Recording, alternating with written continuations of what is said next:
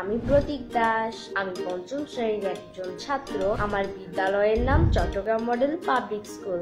আজকে আমি একটি মজার এক্সপেরিমেন্ট করতে চলেছি। এক্সপেরিমেন্টটির নাম আকর্ষণ বিকর্ষণ। আকর্ষণ হচ্ছে কোনো কিছুকে কাছে টেনে নেওয়া, আর বিকর্ষণ মানে হচ্ছে কোনো কিছুকে দূরে সরিয়ে দেওয়া। তো আমি নিয়েছি দুটি চুম্বক। এই দণ্ড চুম্বকের দুইটি প্রান্ত আছে, এক প্রান্ত লাল রঙের, আরেক প্রান্ত নীল রঙের। নীল রঙে লেখা আছে এস, আর লাল রঙের কর্নারে লেখা আছে এন। আর এই রকম প্রান্তকে বিজ্ঞানের ভাষায় বলা হয় মেরু। এই ম্যাগনেটের এস বা সাউথ দিকটা এই ম্যাগনেটের সাউথ দিকটার কাছাকাছি আনার চেষ্টা করি। কি করবে চলো দেখে নি।